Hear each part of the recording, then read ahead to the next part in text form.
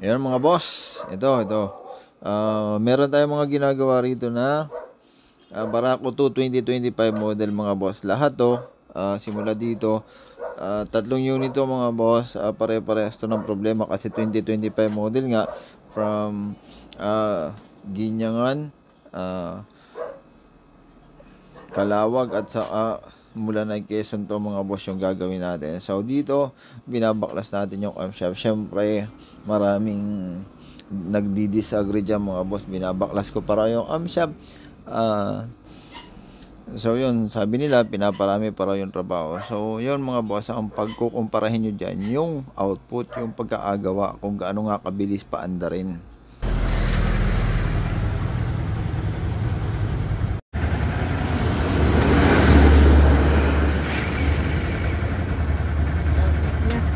Hindi. Sa maga mo, starter na lang. Sa maga ay nagpindot ako tapos luto mo. Hindi na po, pindot na lang. Ano nga po yan? Kaya may starter di pindutin nyo na lang. Pero yan po talaga dati, hindi na andar sa electric start. Hindi nga. Pag hindi. Kailangan na i-chuchok pa rin. Tapos pag binaba mo yung chok, tapos namatay. May ilang minuto. Ganun po talaga. Parehas ka na naman.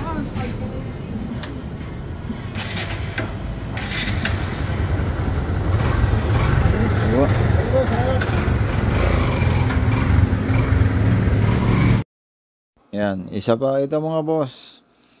From Mulanay Quezon naman to. So ganon, kabibili lang nito, 200 plus pa lang yung natatakbo. So dinala sa atin kasi mahirap naman talaga mga boss pag hindi ka mag-chuchok.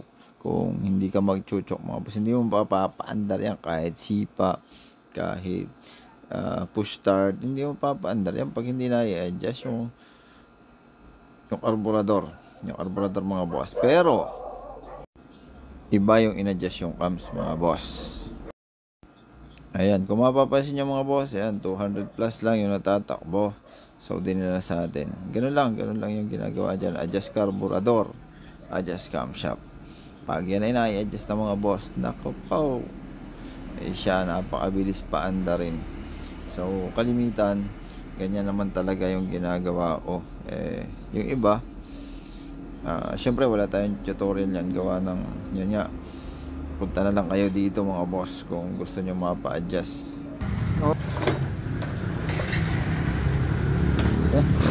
Tanong, dati malakang akit ka na Kasama naman yan.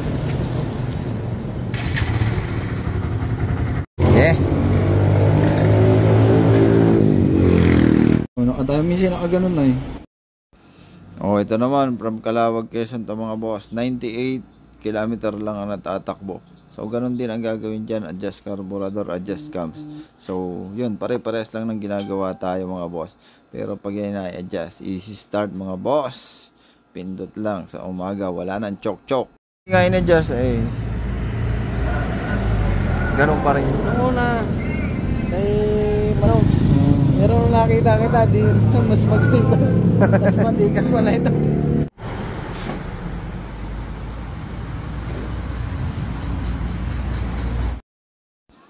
And so ayun mga boss, masasabi ko lang, basta pag pinagkumpara nyo yung nai-adjust kaysa sa hindi nai-adjust yung camshaft, magkakaiba yan mga boss. Mapapaandar nyo yung hindi in-adjust pero iba yan. Napaka-soft touch na mga boss. Kaunting pindot lang, aandar na yan. Aandar yan mga boss. Napakabilis.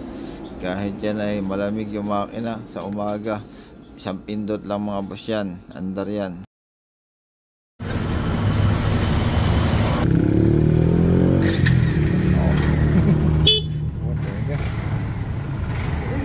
Thank you.